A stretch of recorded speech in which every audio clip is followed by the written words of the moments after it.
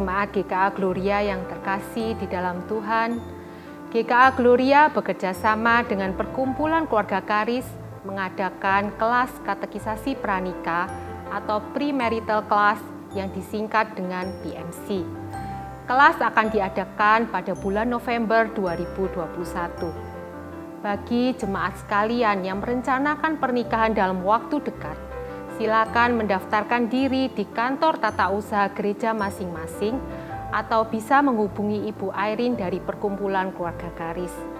Pendaftaran akan ditutup pada tanggal 29 Oktober 2021 atau jika kuota sudah mencukupi.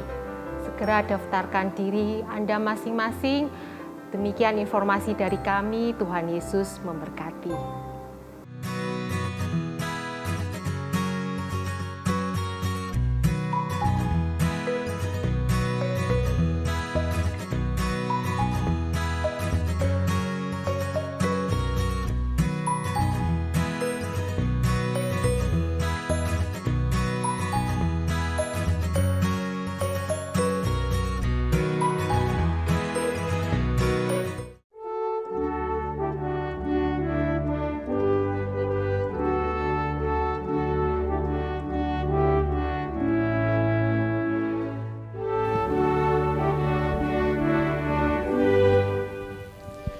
Shalom jemaat yang terkasih dalam Kristus. Kami menyambut Bapak, Ibu, dan Saudara sekalian yang baru bergabung bersama dengan kami. Dimanapun kita berada, baik di Surabaya, seluruh Indonesia maupun dari luar negeri. Saat ini kita disatukan oleh kasih Tuhan kita Yesus Kristus. Tuhan telah memanggil kita untuk datang beribadah kepadanya. Selamat beribadah.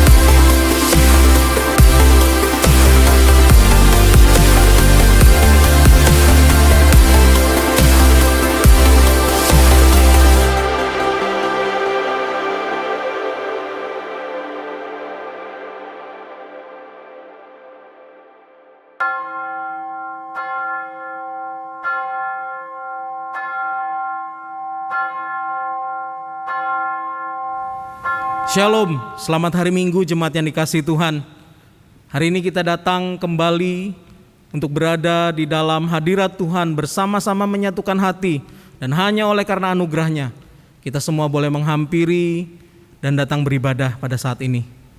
Mari kita menenangkan hati kita, memeriksanya, dan memohon agar Roh Kudus meneranginya dan menolong kita untuk bisa masuk di dalam ibadah minggu kita hari ini. Mari kita bangkit berdiri dan kita bersaat teduh bersama-sama.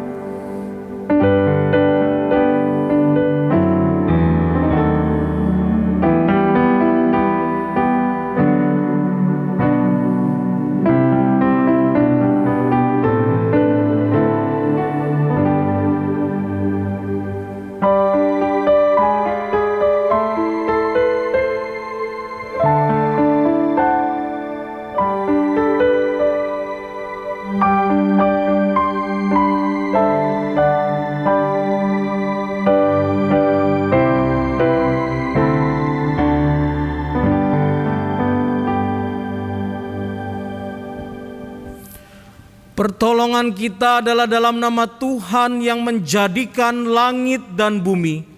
Turunlah atas kita sekalian damai sejahtera dari Allah Bapa, Allah Putra, dan Allah Roh Kudus. Amin.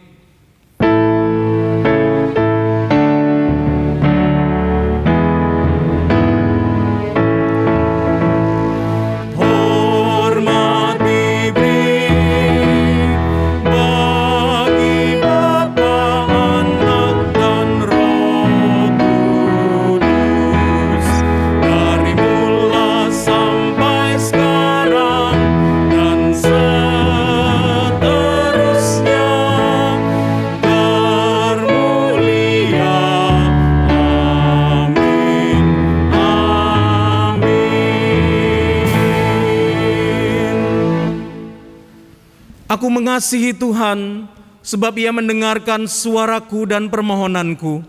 Sebab Ia menyandengkan telinganya kepadaku, maka seumur hidupku aku akan berseru kepadanya. Aku akan mengangkat piala keselamatan dan akan menyerukan nama Tuhan, akan membayar nasarku kepada Tuhan di depan seluruh umat-Nya.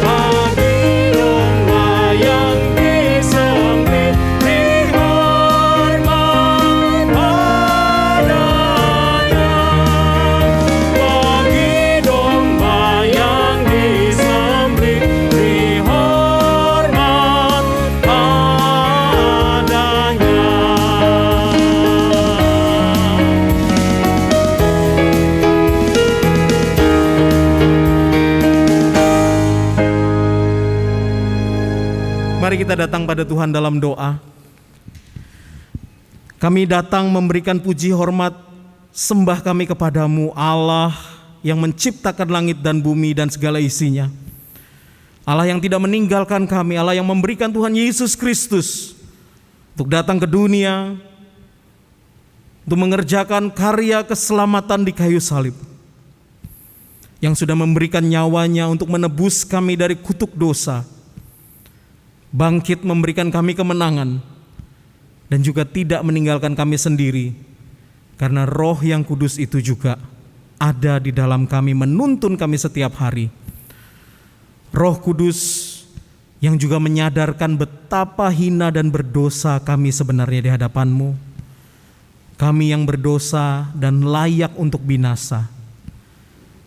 Tuhan, kami datang kepadamu saat ini juga, hendak mengakui segala kegagalan kami ya Tuhan, segala keberdosaan kami, Bahkan ketika kami gagal Tuhan untuk menjadikan Engkau Tuhan di dalam kehidupan kami, kami lebih senang mengatur hidup kami sesuai dengan kehendak kami yang berdosa ini. Kami gagal Tuhan untuk melakukan kehendak-Mu. Tuhan, ampunilah kami. Dan kami percaya Tuhan, darah-Mu yang kudus itu sudah membasuh kami. Oleh karena itulah saat ini Tuhan, kami datang dengan penuh sukacita, memberikan puji, hormat, kemuliaan kepadamu. Dan biarlah puji sembah kami pada hari ini boleh menjadi dupa yang berbau harum di hadapan-Mu. Dan kebenaran firman-Mu Tuhan, itu boleh mengubahkan hidup kami. Di dalam nama Tuhan Yesus Kristus kami sudah berdoa. Amin. Jemaat yang dikasihi Tuhan, dengarkanlah berita pengampunan yang terambil dari Injil Yohanes pasalnya yang ketiga ayat 16-17.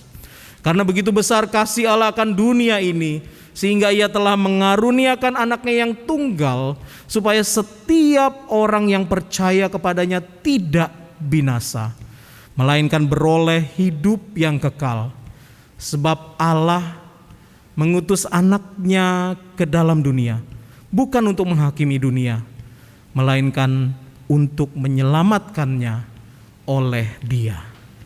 Jemaat yang dikasihi Tuhan, kita semua sudah diampuni oleh Tuhan. Silahkan duduk.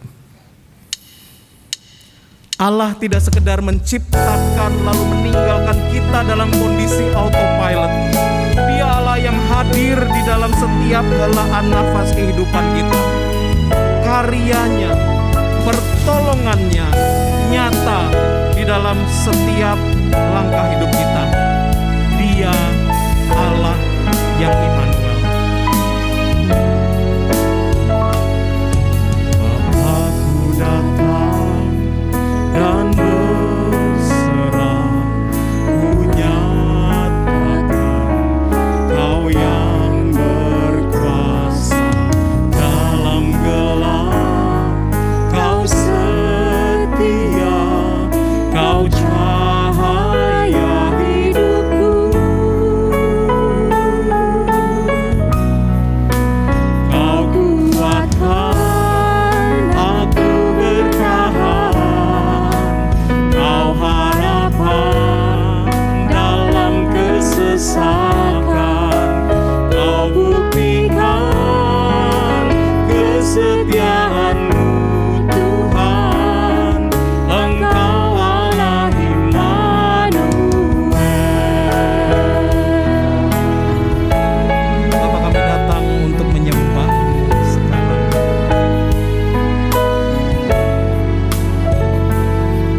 Bapa-Ku datang untuk menyembah. Ku nyatakan Kau yang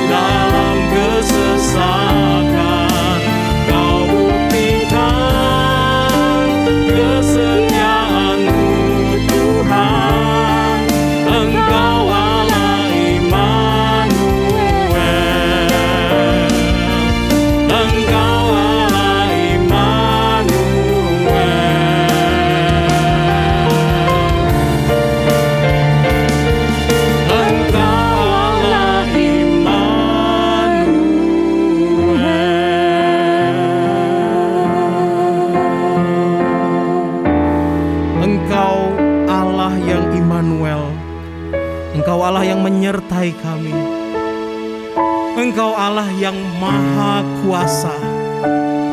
Engkau sanggup untuk melakukan segala sesuatu sesuai dengan kehendak-Mu. Oleh karena itu sebelum kami berseru di dalam doa kami ya Tuhan, kami ingin menyatakan bersama-sama dengan satu hati. Allah kuasa melakukan segala perkara. Allahku maha kuasa. Dia ciptakan seisi dunia, atur segala masa. Allahku maha kuasa. Engkau maha kuasa Tuhan. Allah kuasa melakukan segala perkara. Allahku maha kuasa. Dia ciptakan seisi dunia, atur segala masa. Allahku maha kuasa. Mari jemaat yang dikasihi Tuhan, datanglah kepadanya dalam doa pribadimu sekarang. Datanglah kepada Allah yang maha kuasa itu. Datanglah dengan penuh keyakinan kepada Allah Immanuel itu, Allah yang maha kuasa dan menyertai kita. Datanglah, berserulah dalam doa pribadimu. Datanglah sekarang kepadanya.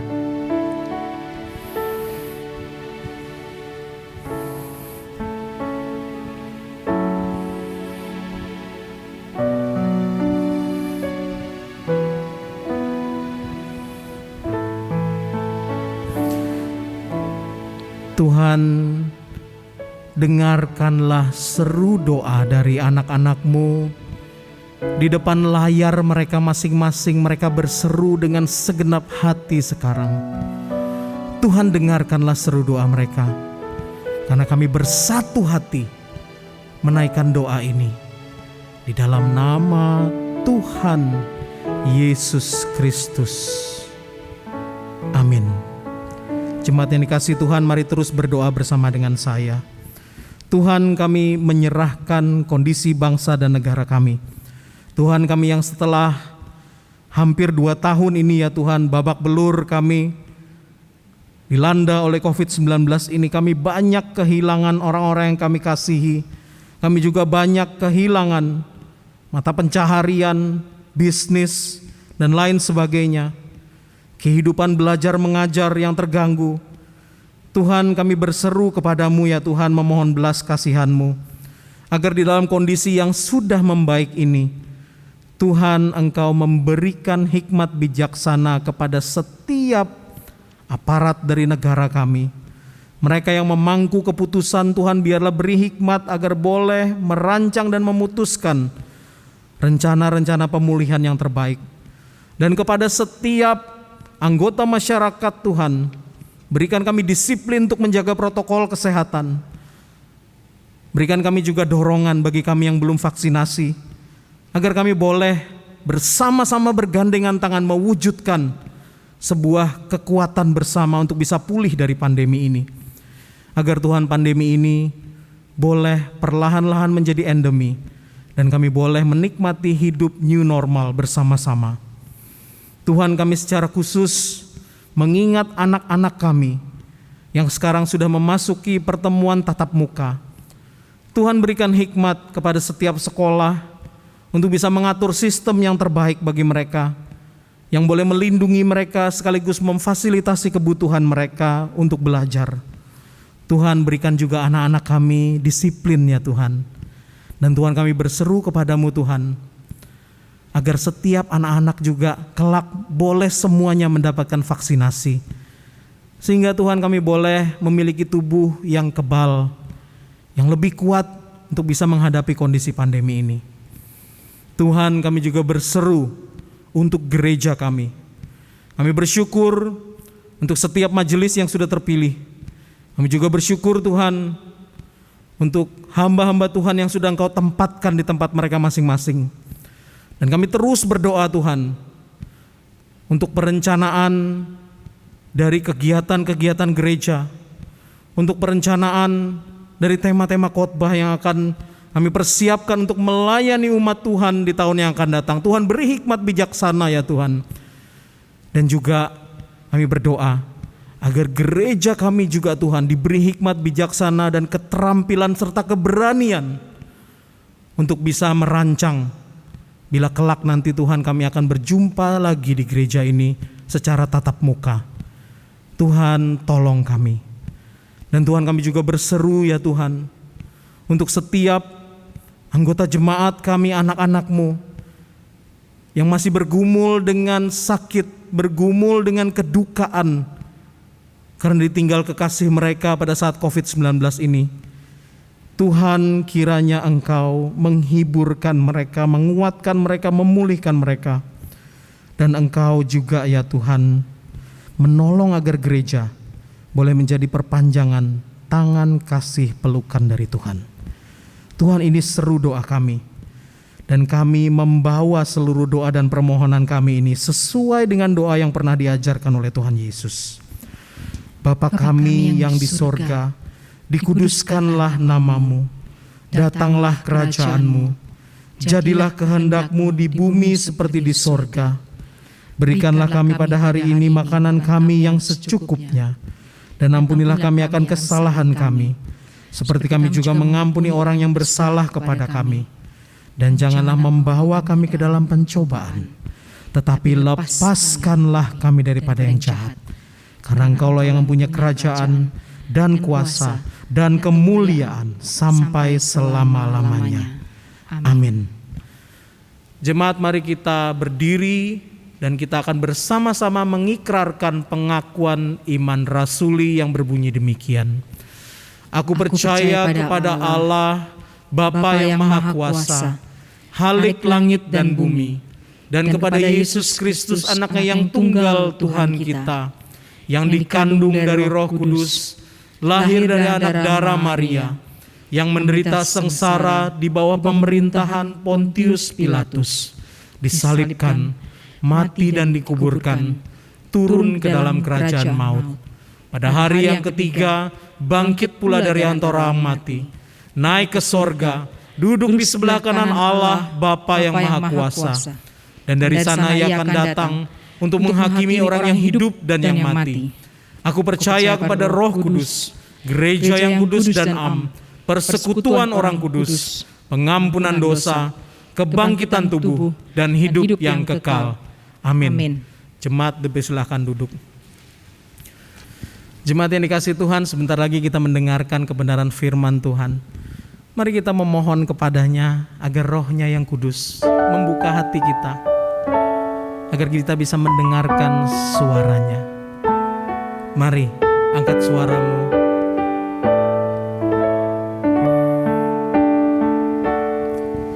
Di hadirat-Mu ku bersujud, menikmati kehadiran-Mu. Ku buka hati saat ini untuk mendengar suara-Mu. Mari katakan sekali lagi. Di hadirat-Mu ku bersujud,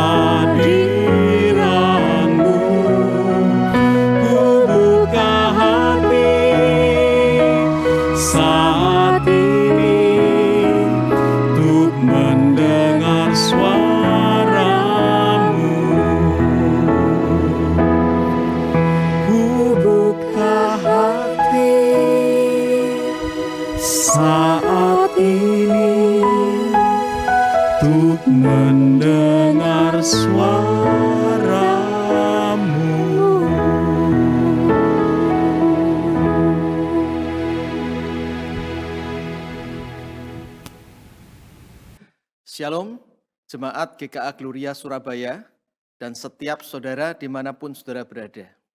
Salam damai sejahtera dalam Tuhan kita, Yesus Kristus. Perkenalkan, saya Paulus Surya, saya pendeta yang mengembalakan Jemaat Gereja Westminster Presbyterian di kota Perth, Western Australia. Terima kasih saya ucapkan kepada Pendeta William Lim, para hamba Tuhan, dan segenap majelis GKA Gloria Surabaya yang telah mengundang dan memberi kesempatan pada saya untuk menyampaikan firman Tuhan pada kebaktian minggu ini, 10 Oktober 2021. Tema khotbah adalah pertolongan kita adalah dalam nama Tuhan. Mari kita membaca firman Tuhan dari Mazmur 124. Mazmur nomor 124 kita akan membaca 8 ayat, semua ayatnya, ayat 1 sampai dengan 8. Mazmur 124 ayat 1 sampai dengan 8. Demikian firman Tuhan. Nyanyian ziarah Daud. Jikalau bukan Tuhan yang memihak kepada kita, biarlah Israel berkata demikian. Jikalau bukan Tuhan yang memihak kepada kita, ketika manusia bangkit melawan kita, maka mereka telah menelan kita hidup-hidup. Ketika amarah mereka menyala-nyala terhadap kita, maka air telah menghanyutkan kita dan sungai telah mengalir melingkupi diri kita. Maka telah mengalir melingkupi diri kita air yang meluap-luap itu. Terpujilah Tuhan yang tidak menyerahkan kita menjadi mangsa bagi gigi mereka. Jiwa kita terluput seperti burung dari jerat penangkap burung. Jerat itu telah putus dan kita pun terluput. Pertolongan kita adalah dalam nama Tuhan yang menjadikan langit dan bumi. Demikian pembacaan firman Tuhan. Berbahagia kita jikalau kita bukan hanya membaca tetapi memahami, menyimpan dalam hati, dan dengan pertolongan Allah Roh Kudus kita menerapkannya. Mari sebelum kita merenungkan bagian firman Tuhan ini, kita mohon pimpinan Allah Roh Kudus, kita berdoa. Ya Tuhan, kami sungguh mengucapkan syukur kepadamu jikalau kembali kami boleh beribadah kepadamu saat ini. Kami sudah membaca akan kebenaran firman-Mu. Dan saat ini kami mau merenungkannya. Kami bersyukur karena pertolongan kami adalah di dalam nama Tuhan, di dalam Engkau sendiri ya Tuhan. Biarlah kami merenungkan kebenaran firman Tuhan ini dengan kekuatan, dengan pimpinan dari Allah Roh Kudus. Sehingga setiap kami yang mengikuti, kami boleh dapat memahaminya dan dimampukan untuk mengingat dan menerapkan dalam hidup kami ini. Pimpin hamba-Mu di dalam menguraikan ya Tuhan, pimpin setiap kami. Kami berdoa memohon semua ini dalam nama Juru Selamat manusia satu-satunya, Tuhan Yesus Kristus. Amin. Saudara-saudara, di suatu daerah di Australia, saat musim panen kentang tiba, para petani biasa berkumpul. Lalu mereka memisah-misahkan antara kentang-kentang yang bagus-bagus, yang besar-besar, dengan kentang-kentang yang kecil-kecil, yang kurang bagus. Mereka pisahkan dengan dimuat di satu truk yang berbeda. Kentang yang bagus di satu truk tersendiri, kentang yang kurang bagus, yang kecil-kecil di truk tersendiri, lalu dibawa ke pasar. Suatu kali, ada seorang petani yang tidak memisah-misahkan antara kentang-kentang yang bagus-bagus, yang besar-besar, dengan kentang-kentang yang kurang bagus, yang kecil-kecil. Semuanya dimasukkan ke satu truk. Bak truk itu penuh, lalu dibawanya oleh petani itu ke pasar. Tetapi sengaja petani itu melewatkan ke jalan yang berbatu-batu. Nah, rupanya sampai di pasar, orang-orang heran melihat. Ternyata kentang-kentang yang bagus-bagus, yang besar-besar, semuanya ada di permukaan. Sedangkan kentang-kentang yang kecil-kecil, yang kurang bagus, tenggelam di bawah. Rupanya jalan yang berbatu-batu telah memisahkan antara kentang-kentang yang bagus-bagus, yang besar-besar, dengan kentang yang kurang bagus, yang kecil-kecil. Nah, saudara-saudara, di dalam kehidupan saudara dan saya, hal seperti ini berlaku. Jalan yang berbatu-batu yang Tuhan izinkan ada dalam hidup saudara dan saya akan memisahkan antara kita yang beriman besar, beriman kuat dengan kita yang beriman kecil, yang bahkan tidak beriman. Saudara-saudara, jalan berbatu-batu itu bentuknya bisa bermacam-macam. Bentuknya mungkin bisa sakit penyakit yang kita derita. Mungkin juga yang berhubungan dengan pandemi COVID-19 yang masih belum selesai sampai saat ini. Bisa juga berhubungan dengan ekonomi yang sulit. Berhubungan dengan masalah rumah tangga. Hubungan suami dan istri. Hubungan antara orang tua dan anak. Bisa juga bentuknya tantangan-tantangan kesulitan di dalam pelayanan. Halangan-halangan di dalam hidup beribadah kita kepada Tuhan. Dosa-dosa yang masih mencengkeram saudara dan saya. Kekhawatiran-kekhawatiran hidup dan sebagainya dan sebagainya. Nah, saudara-saudara, apakah melalui jalan yang berbatu-batu yang Tuhan izinkan ada dalam hidup saudara? Saudara itu muncul seperti kentang yang bagus-bagus itu di permukaan, saudara berkemenangan atas berbagai persoalan hidup itu? Atau sebaliknya, saudara seperti kentang-kentang yang kecil, yang kurang bagus, yang tenggelam di bawah. Saudara tenggelam dengan permasalahan hidup saudara. Saudara, saya percaya Tuhan kita, yang kita kenal di dalam Tuhan Yesus Kristus, menghendaki supaya saudara dan saya bisa hidup berkemenangan atas berbagai persoalan hidup, jalan berbatu-batu yang Tuhan izinkan dalam hidup saudara dan saya. Nah, salah satu bagian firman Tuhan yang bisa kita jadikan pegangan, yaitu ada di dalam Mazmur 124 yang baru saja kita baca. Untuk kita bisa hidup berkemenangan atas berbagai persoalan hidup dan jalan berbatu-batu yang Tuhan izinkan ada dalam hidup saudara dan saya. Mazmur 124 ini ayat 1-8, saudara-saudara. Inti beritanya adalah dalam hidup kita beribadah kepada Tuhan, baik ibadah secara bersama-sama di suatu tempat maupun hidup sehari-hari sebagai ibadah kepada Tuhan. Kita perlu menyadari, kita penting untuk menyadari bahwa pertolongan saudara dan saya adalah dalam nama Tuhan yang menciptakan langit dan bumi. Nah, saudara-saudara, pada saat ini mari kita memikirkan bersama berdasarkan Mazmur 124 ini. Mengapa dalam beribadah kepada Tuhan, seperti Daud yang menulis Mazmur 124 dan orang Israel yang dicatat di dalam Mazmur 124 ini. Mengapa dalam hidup beribadah kepada Tuhan, saudara dan saya perlu menyadari bahwa pertolongan kita ini adalah dalam nama Tuhan. Di dalam Tuhan sendiri.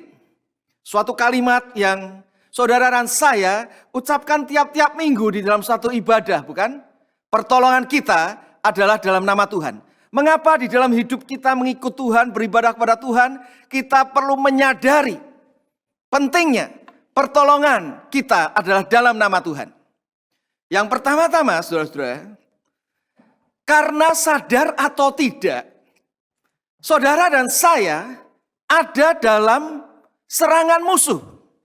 Musuh itu mau menyerang saudara dan saya dan menjatuhkan saudara dan saya.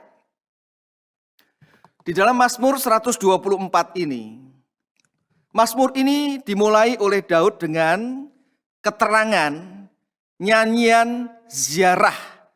Nyanyian ziarah Daud. Ziarah kemana Daud dan umat Israel itu? Saudara-saudara, Alkitab mencatat misalnya di dalam Ulangan 16 ayat 16 bahwa orang Israel itu berziarah ke Yerusalem, di mana ada bait Allah di sana, 3 kali dalam setahun paling sedikit.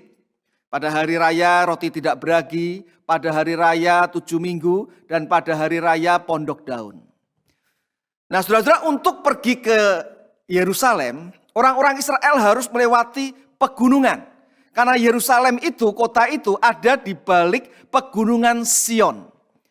Di mana di dalam perjalanan itu sering terjadi perampokan. perampokan orang-orang yang melewati jalan itu. Makanya kalau saudara dan saya membaca Lukas pasal 10, di sana dicatat tentang seorang yang turun dari kota Yerusalem ke Yeriko, lalu dirampok di sana. Lalu ada orang Samaria yang baik hati yang menolongnya. Tetapi itu menunjukkan bahwa perjalanan dari Yerusalem turun ke kota Yeriko atau dari bawah menuju ke kota Yerusalem, perjalanan itu perjalanan yang penuh dengan bahaya. Bagi saudara yang pernah pergi ke Israel, ke kota Yerusalem, saudara akan melihat bahwa untuk menuju kota Yerusalem itu memang jalannya naik. Apalagi dari kota Yeriko, jalannya itu memang naik. Cuma sekarang sudah ada jalan kita bisa naik mobil. Pada saat itu orang harus berjalan kaki. Nah saudara-saudara, musuh yang dimaksud di dalam Mazmur 124 ini adalah para perampok yang seringkali merampok umat Israel yang mau berziarah ke Yerusalem. Tapi ini juga bisa menunjuk kepada serangan dari bangsa-bangsa lain yang mau menghancurkan bangsa Israel. Nah saudara-saudara, saudara sadar atau tidak, kita ini selalu ada dalam serangan musuh yang mau merampok hidup kita. Sukacita hidup kita, damai sejahtera hidup kita, kesetiaan kita kepada Tuhan.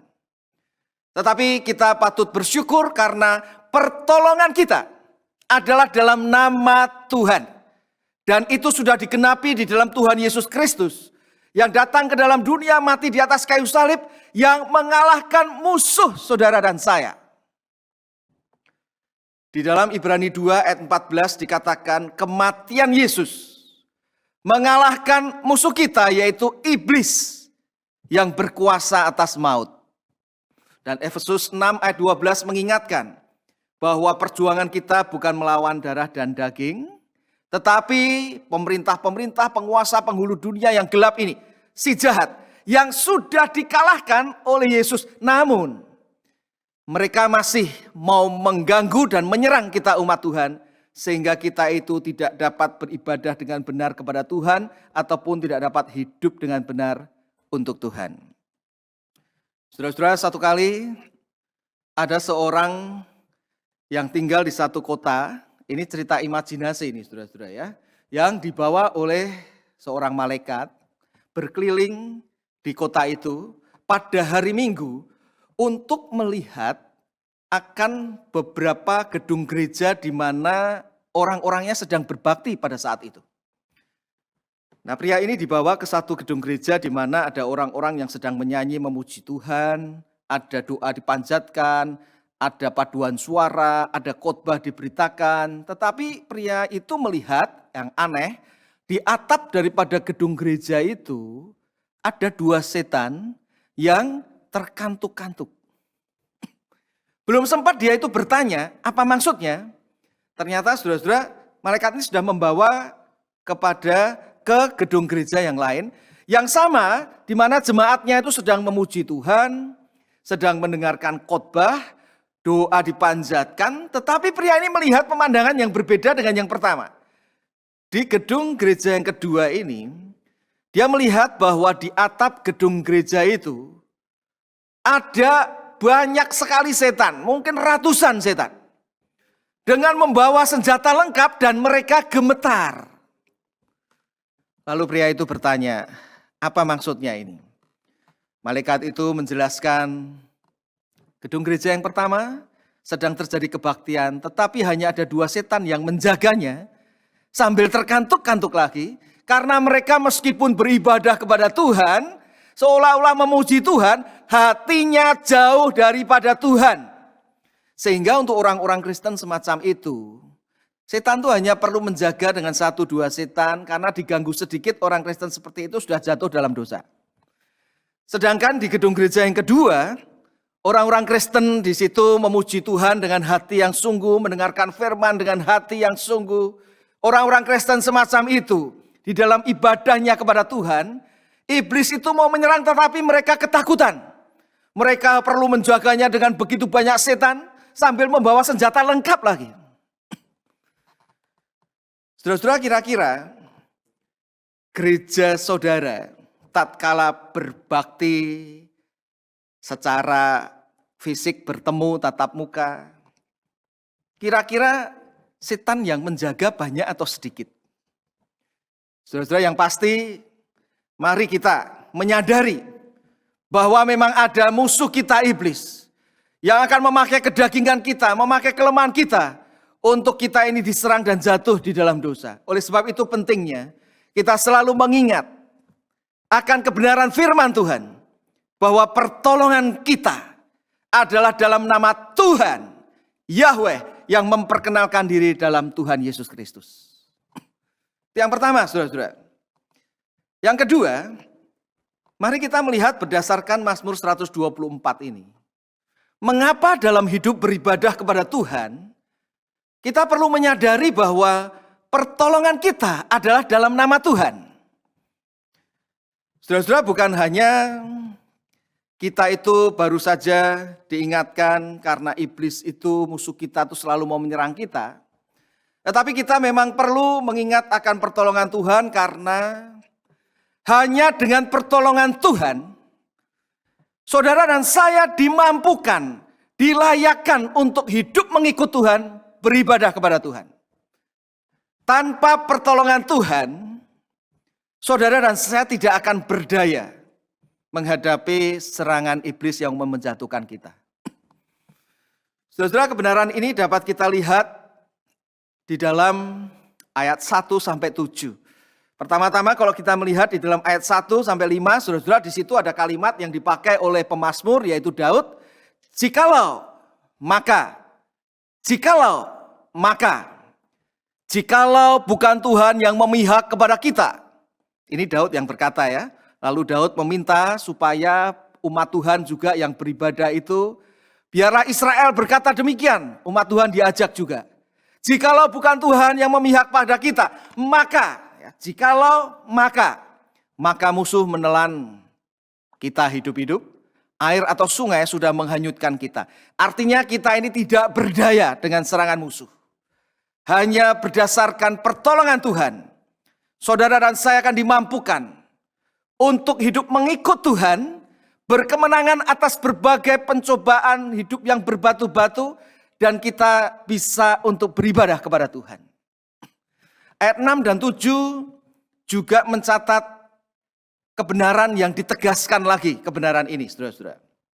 Terpujilah Tuhan yang tidak menyerahkan kita menjadi mangsa bagi gigi mereka, yaitu tidak menyerahkan menjadi mangsa bagi musuh mereka. Jiwa kita terluput seperti burung dan jerat perangkap burung. Jerat itu telah putus dan kita pun bisa diselamatkan. Nah, saudara-saudara, ini menunjukkan bahwa tanpa pertolongan Tuhan kita tidak berdaya. Kita perlu mengingat pertolongan Tuhan, karena hanya di dalam Dia kita dimampukan untuk bisa mengikut Tuhan dengan benar. Saudara-saudara, sudah berapa lama mengikut Tuhan Yesus? Mungkin ada yang baru 1 tahun, 2 tahun, 5 tahun, 10 tahun, 20 tahun. Sejauh mana kita benar-benar bersandar kepada pertolongan Tuhan di dalam menjalani kehidupan ini yang penuh dengan jalan yang berbatu-batu, yang seringkali penuh dengan pencobaan-pencobaan hidup. Saudara-saudara, Tuhan mengaruniai saya 2 orang anak, tentunya 1 orang istri. Saya ingin bercerita pada waktu anak saya berumur 8 tahun, yang pertama, dan yang kedua umur 4 tahun. Satu kali saya pergi ke satu toko buku Kristen, saya melihat ada coloring competition, lomba mewarnai. Lalu saya mengambil akan kertas berwarna untuk saya bawa pulang supaya diwarnai oleh anak saya yang pertama. Anak saya pertama itu sangat senang sekali, dia langsung mengatakan, sekarang juga saya mau buat. Nah, saya memang tidak ambilkan untuk anak saya kedua karena waktu itu baru berumur 4 tahun dan tidak ada lomba mewarnai untuk anak umur 4 tahun. Segera anak saya mewarnai dengan cepat, lalu tidak sampai setengah jam dia selesai lalu mengatakan, Dedi, cepat dikumpulkan. Saya katakan, taruh dulu saja di meja, besok Dedi baru akan kumpulkan. Pada waktu ditaruh di meja, anak saya masuk ke kamar, tanpa sepengetahuan kami, adiknya yang umur 4 tahun tuh mau ikut mewarnai. Dia kemudian naik ke kursi, dia ambil pensil berwarna juga, gambar yang sudah selesai diwarnai itu dicoret. Pada waktu sudah coretan-coretan itu ada beberapa, kakaknya keluar dari kamar melihat itu, dia langsung berteriak, "Stop!" Adiknya sampai kaget, tetapi sudah tercoret. Nangis anak saya itu, saudara-saudara. Tapi di tengah dia nangis, istri saya ini kemudian mendekati dan mengatakan, "Phoebe," nama anak saya Phoebe, "coba dipikirin itu coretan diapain." Lalu saudara, apa yang dilakukan anak saya? Dia mengambil pensil berwarna lagi, lalu gambar yang sudah selesai itu dia coret lagi, coret. Saya pikir dia marah, setelah itu pasti akan dibuang atau disobek-sobek lalu dibuang. Ternyata tidak, saudara-saudara. Setelah dia coret, lalu diserahkan kepada saya. Waktu diserahkan kepada saya lihat, bagus juga ya. Coretan adiknya itu dibuat menjadi gambar angin. Lalu saya simpan, lalu besoknya saya kumpulkan ke toko buku Kristen itu. 2-3 minggu kemudian saya lupa tentang hal itu, saya mampir lagi ke toko buku Kristen itu. Waktu saya mampir, hari itu baru diumumkan tentang pemenangnya. Ada 5 yang dipasang gambarnya itu, pemenangnya ada 5, dan 5-5-nya dapat hadiah. Saya nggak berani lihat yang nomor 1, saya lihat nomor 5 dulu. Mungkin anak saya nomor 5. Saya lihat nomor 5, bagus, tapi namanya bukan anak saya. Masa sih nomor 4? Saya lihat nomor 4, bagus, tapi namanya bukan anak saya. Masa sih nomor 3? Saya lihat nomor 3, bagus, tapi bukan namanya anak saya. Masa nomor 2? Saya lihat nomor 2, bagus, tapi namanya bukan anak saya. Saya pikir masa sih nomor 1? Saya lihat nomor 1, benar, namanya anak saya. Saya lalu kemudian tanya kepada penjaga toko buku Kristen itu, "Ini semua bagus, kenapa ini nomor 1? Lalu penjaga itu enteng, dia mengatakan, "Iya, semua bagus mewarnainya, tetapi yang pertama itu kreatif karena ditambahi angin." Saudara-saudara, padahal itu bukan sengaja ditambahi angin. Itu suatu coretan, tetapi kemudian digambar menjadi angin dan justru menjadi indah. Saudara-saudara, saya percaya bahwa dalam hidup kita ini, saya berpikir secara rohani, ada banyak coretan-coretan hidup. Mungkin kepahitan-kepahitan hidup, dosa-dosa yang saudara lakukan. Tetapi jikalau kita bersandar kepada pertolongan Tuhan, saudara dan saya akan dimampukan. Bahkan bagi yang belum percaya, yang kemudian datang kepada Kristus, kita akan dijadikan ciptaan baru. Menjadi indah di dalam Tuhan. Bagi kita yang sudah percaya, kita itu menyerahkan kepahitan hidup kita, persoalan hidup kita, maka Tuhan juga akan membuatnya menjadi indah. Apa coretan hidup yang saudara miliki? Mari serahkan kepada nama Tuhan yang memperkenalkan diri di dalam Tuhan Yesus Kristus. Sehingga kita itu boleh dibuatnya menjadi indah di mata Tuhan. Apapun coretan hidup itu, apapun kepahitan hidup itu. Itu yang kedua, saudara-saudara. Dan yang berikutnya, yang ketiga, saudara-saudara. Mengapa dalam hidup beribadah kepada Tuhan, saudara dan saya penting untuk menyadari bahwa pertolongan kita adalah dalam nama Tuhan. Saudara-saudara, bukan hanya karena kita ini selalu diserang musuh dan tanpa pertolongannya kita tidak berdaya, tetapi juga karena pertolongan Tuhan, penting untuk kita ingat-ingat, karena pertolongan Tuhan bersifat terus-menerus. Saudara-saudara, meskipun musuh itu akan menyerang saudara dan saya terus-menerus, tetapi pertolongan Tuhan juga terus-menerus. Pertolongannya yang lebih dahsyat daripada serangan musuh. Ayat 8, saudara-saudara, mengatakan, pertolongan kita adalah dalam nama Tuhan. Saudara, bahasa Inggrisnya itu berbunyi demikian. Our help is in the name of the Lord. Pertolongan kita, our help is in the name of the Lord. Saudara-saudara, semua bahasa Inggris menerjemahkan is in the name of the Lord. Padahal itu sesuatu yang sebenarnya sudah terjadi. Daud dan umat Israel itu mengalami pertolongan Tuhan.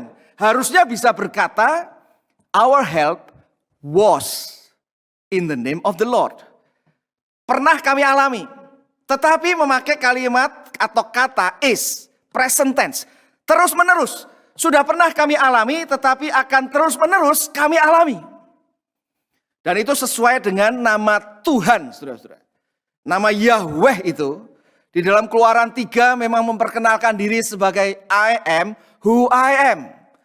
Yaitu Tuhan yang mengeluarkan bangsa Israel dari perbudakan Mesir, yang selalu ada dan selalu ada.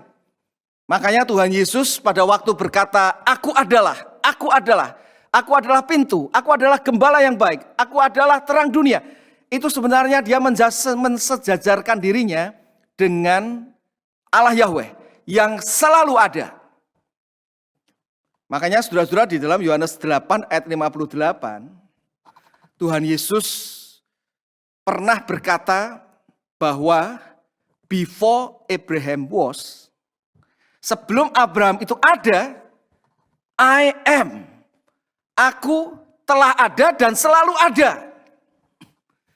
Yesus yang mati dan bangkit membebaskan saudara dan saya dari masalah terbesar kita, yaitu dosa yang akan menerima murka Allah, adalah Allah yang selalu ada dan siap menolong saudara dan saya. Oleh sebab itu, apapun jalan berbatu-batu yang kita hadapi di dalam hidup beribadah kepada Tuhan, ingatlah selalu bahwa pertolongan Tuhan bukan hanya pada masa lalu, tetapi akan selalu present tense ada dalam hidup kita orang yang percaya kepadanya. Saudara, saya pernah membaca satu kisah nyata di Florida di Amerika. Ada sebuah keluarga di mana anak laki-laki umur 10 tahun kira-kira itu mereka tinggal di satu rumah di mana di belakang rumah mereka itu ada danau. Danau yang masih asli, yang kadang-kadang itu bisa ada buaya. Sehingga orang tuanya itu memberitahu pada anak itu jangan bermain air apalagi berenang sendirian. Harus bersama dengan orang tua sehingga bisa dijaga. Tapi saudara-saudara suatu kali di Florida itu cuacanya pada masa summer itu panas sekali. Bisa 40 derajat Celcius lebih. Sehingga anak laki-laki itu lupa siang-siang dia itu lewat pintu belakang, dia kemudian mendekati danau itu dan dia melihat jernihnya air itu, dia ingin sekali berenang. Dia pikir, berenang sebentar enggak apa-apa. Jadi dia kemudian buka kaosnya, langsung dia itu kemudian berenang. Nah saudara, waktu dia jebur berenang, mamanya yang di dapur itu melihat, waduh anakku ini tidak ngomong berenang. Tapi memang siang hari lagi panas. Tapi pada waktu sang ibu itu melihat dari kaca di dapur itu, dia melihat bahwa di kejauhan itu ada yang bergerak-gerak.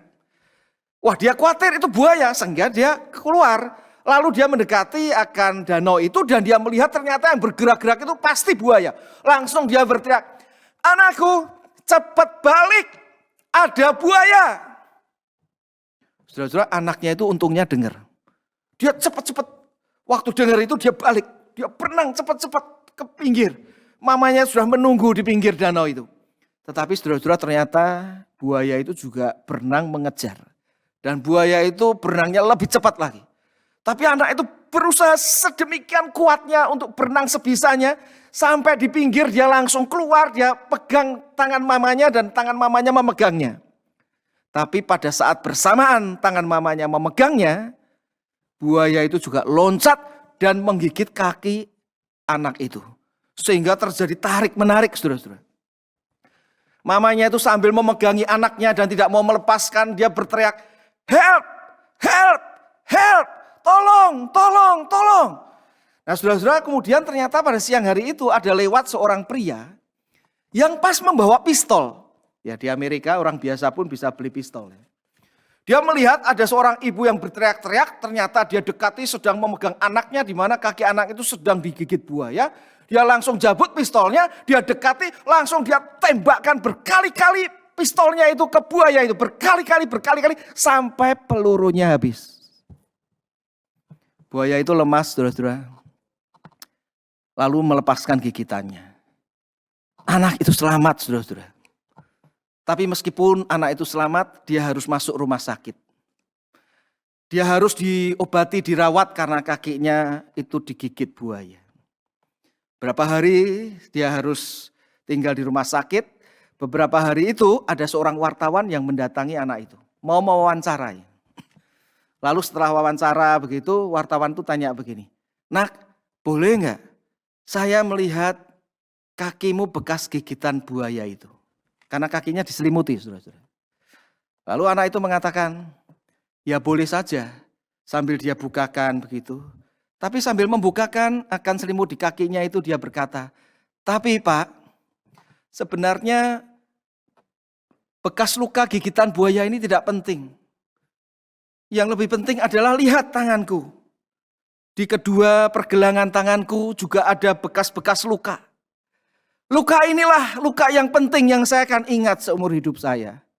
Luka dari bekas tangan, kuku-kuku dari mamaku yang tidak pernah melepaskan aku dari gigitan buaya."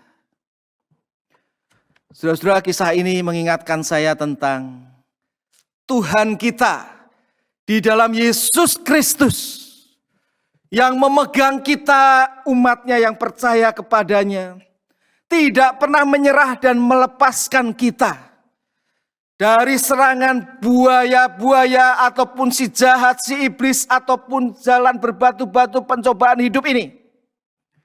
Sehingga saudara-saudara, apapun masalah hidup saudara, apapun penderitaan, problema yang saudara itu hadapi, yang saudara mau dan hampir menyerah, jangan menyerah. Karena Tuhan yang kita kenal di dalam Tuhan Yesus yang adalah pertolongan kita, tidak pernah menyerah dan melepaskan kita. Dia selalu memegang hidup saudara yang mau bersandar, percaya kepadanya, pasti selalu dipegangnya. Jangan menyerah. Ingatlah selalu, pertolongan kita adalah dalam nama Tuhan yang menciptakan langit dan bumi, yang kita kenal di dalam Tuhan Yesus Kristus. Tuhan memberkati saudara-saudara sekalian. Mari kita berdoa. Bapa Surgawi, kami mengucapkan syukur dan berterima kasih untuk kebenaran firman-Mu yang sudah mengingatkan kami akan pertolongan-Mu. Pertolongan di dalam nama Tuhan yang kami kenal di dalam Kristus. Menghadapi akan jalan berbatu-batu akan musuh yang menyerang kami. Oh Tuhan, kami bersyukur karena meskipun kami selalu ada dalam serangan musuh kami, tetapi pertolongan-Mu juga adalah pertolongan yang selalu ada. Karena pertolongan-Mu bersifat terus-menerus dalam hidup kami. Untuk itu ya Tuhan, tolong kami menyerahkan akan coretan-coretan hidup kami. Mungkin itu berupa kepahitan-kepahitan hidup yang belum kami selesaikan di hadapan-Mu. Mungkin itu berupa sakit hati, ataupun dosa-dosa yang pernah kami lakukan yang kami bahkan tidak bisa bercerita kepada orang lain. Tolong kami ya Tuhan menyerahkan kepada-Mu sehingga Engkau akan membuatnya menjadi indah. Karena hanya di dalam Engkau ada pertolongan sejati, bahkan membuat kehidupan kami yang sudah rusak pun menjadi indah. Tolong kami ya Tuhan untuk menyadari pertolongan-Mu yang terus-menerus. Engkau tidak pernah menyerah melepaskan kami. Sehingga Tuhan, Kau tahu berbagai masalah yang kami hadapi. Mungkin itu masalah tentang gereja, berhubungan dengan ibadah pelayanan, ataupun masalah hidup sehari-hari. Tolong kami ya Tuhan untuk tidak menyerah, karena Engkau sendiri tidak pernah menyerah dan melepaskan kami, tetapi terus-menerus mau menolong kami. Dan biarlah kebenaran firman-Mu ini boleh senantiasa kami ingat, kami terapkan dalam hidup ini, nama Tuhan yang dipermuliakan. Sekali lagi Tuhan, kami bersyukur untuk pertolongan kami yang ada di dalam nama Tuhan, yang kami kenal dalam Tuhan Yesus Kristus. Kami bersyukur dalam nama Tuhan Yesus Kristus. Amin.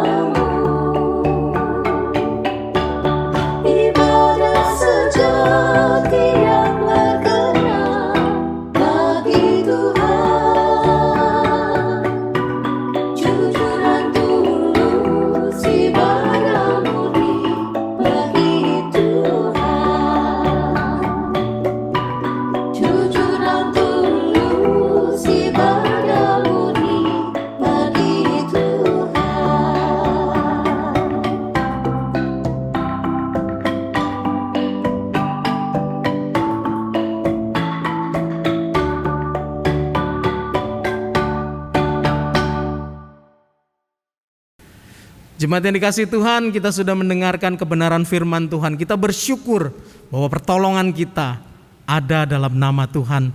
Oleh karena itu mari kita mengungkapkan syukur kita dengan memberikan persembahan. Anda bisa memberikan persembahan lewat scan QRIS atau transfer ke rekening gereja masing-masing. Setelah selesai memberikan persembahan, kita akan berdiri bersama-sama. Kita menyanyikan KPPK 217, Ingat akan nama Yesus.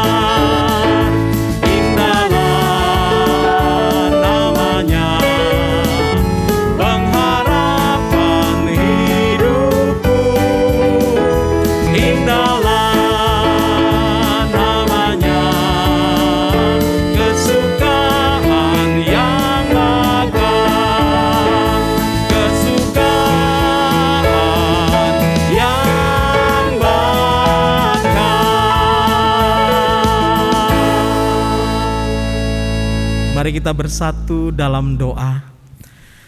Tuhan, kami bersyukur karena firman-Mu hari ini boleh mengingatkan kami bahwa pertolongan kami hanya datang dalam nama Tuhan.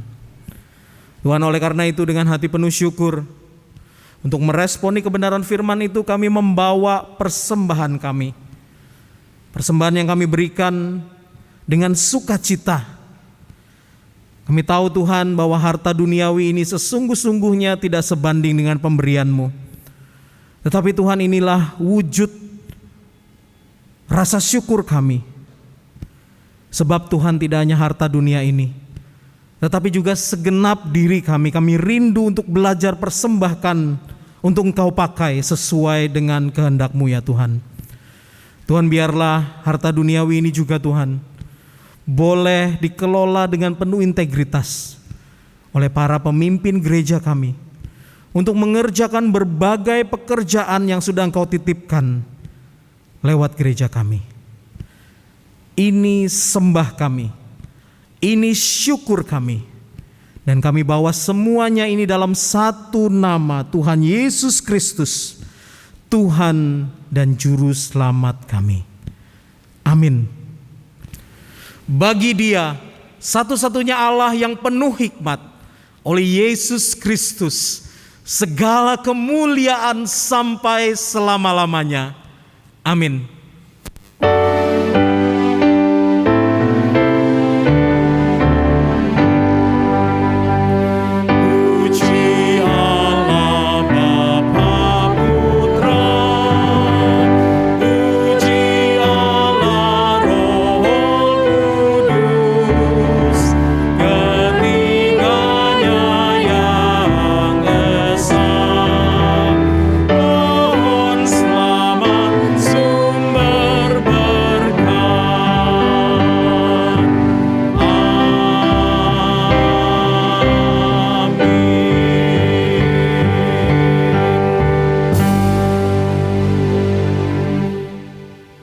Mari kita bersama-sama mengakhiri ibadah kita pada hari ini, dan kita bersama-sama mengarahkan hati dan pikiran kita kepada Allah sumber berkat, dan terimalah berkat Tuhan.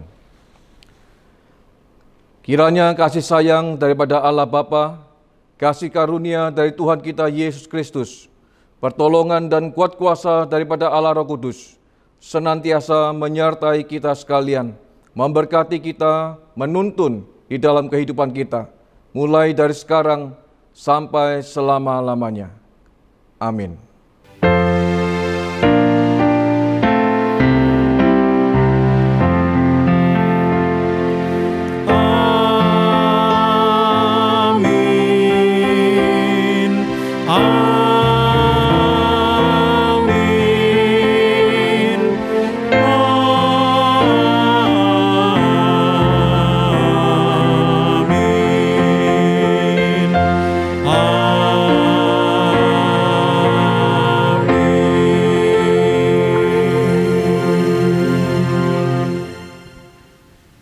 Jemaat yang dikasihi Tuhan, ibadah kita telah selesai.